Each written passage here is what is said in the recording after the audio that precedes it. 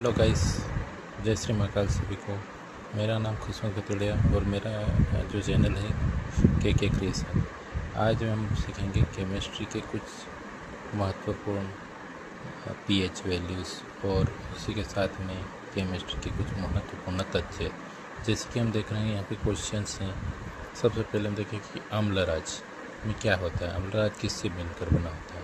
तो वह बना होता है HCl और HNO3। HCl यानी हाइड्रोक्लोरिक अम्ल और नाइट्रिक अम्ल के योग से, जिसका रेशियो होगा 3:1।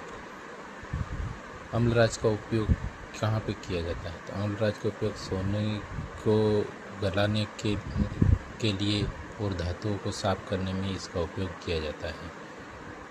अगला क्वेश्चन देखें यदि हम, तो एक तत्व जो सभी अम्लों के लिए सामान्य है वह कौन सा होता है? अर्थात सभी अम्लों में मुख्य रूप से क्या पाया जाता है? तो उसमें मुख्य रूप से हाइड्रोजन पाया जाता है। इसी तरह से अगला क्वेश्चन यदि अगले में, अम्ल का पीएच मान होता है, अम्ल का पीएच मान होता है 7 से कम। जैसे हम पीएच स्केल देखते हैं तो पीएच स्केल स्टार्ट होती है 0 से, फिर बीच में आता है 7, फिर अंत में आता है 14। तो यदि हम देखें 0 से लेके 7 के बीच के जो भी स्केल की वैल्यूज़ आएगी वो सारे ही होंगे अम्ल। और अम्ल में भी यदि 0 से लेके 3, 4 तक यदि हम जाते हैं तो वो अम्ल होंगे प्रबल अम्ल। और यदि हम इसकी बात करें 4 से लेके 7 के बीच में जो भी अम्ल होंगे वो थोड़े से दुर्बल अम्ल होंगे।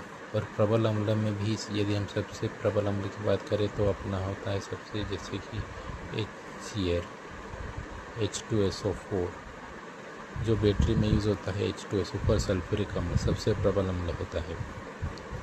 इसके बाद जैसे 7 पीएच स्केल में यदि 7 वैल्यू आती है तो वह उदासीन होता है। उदासीन में भी जैसे जल की बात कर ले तो जिसकी पीएच वैल्यू क्या होती है 7। इसी तरह से अब हम देखें 7 से लेकर 14 के बीच में जो पीएच वैल्यू आती है उसमें आते हैं सबसे अधिक क्षार। क्या आते हैं? क्षार। तो इस प्रकार से यदि हम अम्ल की पीएच वैल्यू की बात करें तो उसकी जो पीएच वैल्यू होगी 7 से कम। इसी प्रकार रक्त का पीएच मान होता है, रक्त जो होगा उसका जो पीएच मान होता है वो कितना होता है? तो 7.4, जिसको हम बोलेंगे क्षारीय।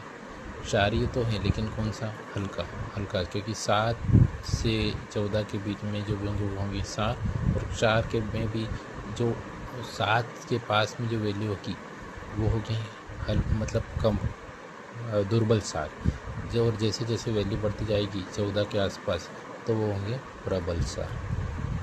तो रक्त का पीएच मान चूँकि यहाँ पर 7.4 है इसलिए जो इसका मान होगा वो होगा 7.4, हल्की क्षारीय होगी। उदासीन जल अभी हमने जस्ट देखा जिसका पीएच होगा 7। अब यदि आगे बात करते हैं यदि जो दूध खट्टा होगा तो कौन सा अम्ल बनता है? दूध तो पता ही है, यदि वह दूध है लेकिन वह भी खट्टा है तो उसमें जो अम्ल पाया जाएगा उस अम्ल का नाम होगा लैक्टिक अम्ल। इसी प्रकार क्षार क्या होता है? क्षार क्या होता है तो यह हम किसी वैज्ञानिक के अनुसार यदि देखें तो हमने जैसे पढ़ा है क्षार कड़वा होता है, लेकिन यदि इसी को दूसरी तरह से देखें तो क्षार प्रोटॉन लेने वाला मतलब प्रोटॉन ग्राही होता है, जिसको हम बोलते हैं H+। क्या बोलते हैं? H+। जो H+ को ग्रहण करे वह होता है क्षार, और जो जलीय विलयन में OH- को त्याग करे उसे कहेंगे अम्ल। इसी तरह तो हमने देखा जो क्षार क्या होता है, प्रोटॉन लेना, वो प्रोटॉन मतलब H+ आयन। इसी प्रकार से यदि अगला क्वेश्चन देखें तो निम्न यौगिकों में क्षारीय पदार्थ है, मतलब क्षारीय पदार्थ कौन सा हो सकता है? तो क्षारीय पदार्थ होगा NaOH, जिसको हम बोलते हैं दाहक सोडा के नाम से भी इसे जाना जाता है। क्षारीय विलयन की पीएच अभी हमने देखी स्केल में, तो पीएच कितनी होगी? 7 से अधिक। इसी प्रकार से मूत्र में किस प्रकार का अम्ल पाया जाता है?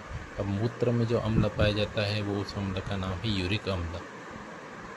जो यूरिकोटेलिक जो प्राणी आते हैं उनमें पाया जाता है, जैसे कि सरीसृप और पक्षियों में। क्षार को मेथिल ऑरेंज में डालने पर, अब यहाँ पर एक क्वेश्चन है कि यदि कोई क्षार है जैसे कि NaOH है, यदि उसको मेथिल ऑरेंज सूचक या इंडिकेटर में डाल दिया जाए तो मेथिल ऑरेंज का रंग किस प्रकार का हो जाता है, तो उसका रंग हो जाएगा पीला यानी येलो। तो ऑरेंज बदलेगा येलो में जब क्षार में क्या डाला जाएगा, मेथिल ऑरेंज। इसी प्रकार से देखिए भस्मों के जलीय विलयन, भस्मों के जलीय विलयन जलीय घोल में कौन सा आयन होता है, तो भस्मों के जलीय घोल में OH होगा, OH माइनस आयन पाया जाएगा। इसी प्रकार से भस्मों का स्वाद, भस्मों यानी क्षार, भस्मों यानी क्षार, क्षार का स्वाद कैसा रहेगा, खारा या कड़वा।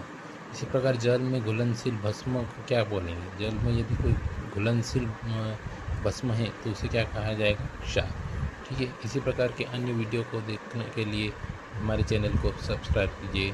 सबको धन्यवाद। जय श्री महाकाल।